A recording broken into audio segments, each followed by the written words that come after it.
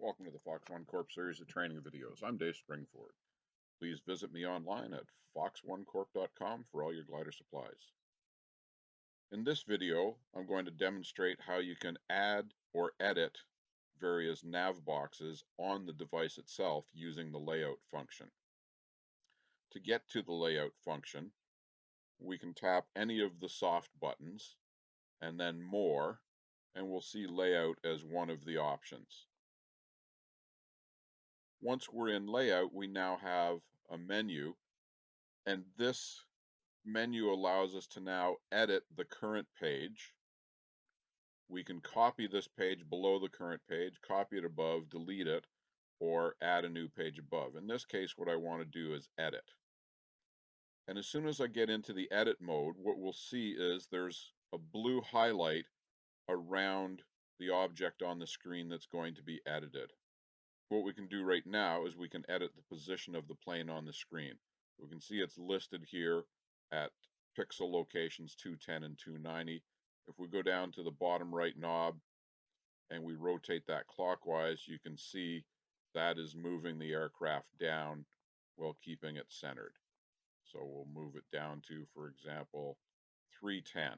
So we can easily edit any item that's on the screen.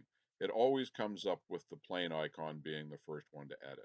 You can change what you're going to edit by using the top right button. A clockwise click, and we're now over here to the final glide item. Right click again, we have the wind. Right click, we have the nav box for the wind speed as opposed to the wind arrow. And now we can get to the zoom and then down to these boxes. So if we wanted to edit what was in this box, that's fairly straightforward. Again, press one of the soft buttons, press edit, and now we see what is in that box. So we can edit again right now. This top field is highlighted, last thermal vertical speed. We can edit that, and we can select from any of the options that we see in here. And this is a fairly long list. But for now, let's just select, for example, IGC altitude. That's the altitude that's being recorded into the IGC file. We'll select that and then close. And what we can see is down here we now have altitude IGC instead of thermal in there. So that's an easy way to edit the box. One thing to understand is that when you edit in layout mode like this, it's only editing this one page. If you want to make all these same changes to the airport, the waypoint, and the task pages, you'll have to do it individually on each one of those pages. In that regard, it's a lot easier to make these edits on Styler. But if you just have a quick edit you want to do on the field while you're on the launch grid getting ready to go, you can easily do this.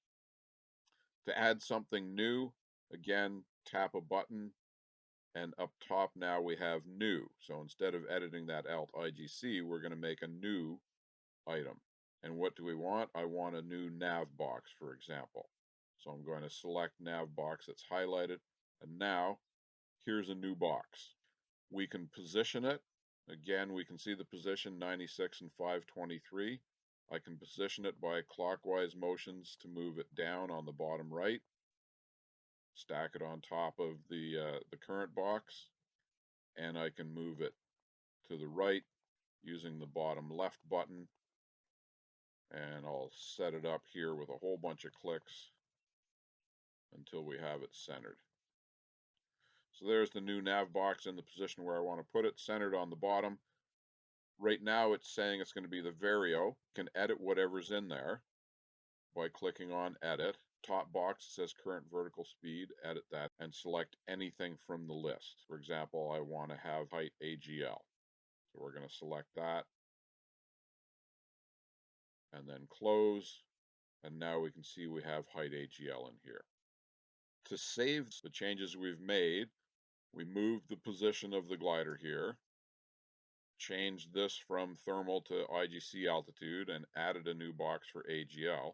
To save all those changes, we go to this bottom left close button, and we get this question, do we want to exit and save the changes? If you say no, all the changes will be lost. If you say yes, those changes will be saved to that one page. Hopefully you learned something new about your LX today. If you have any questions, you can post them in the comments section below or contact me online.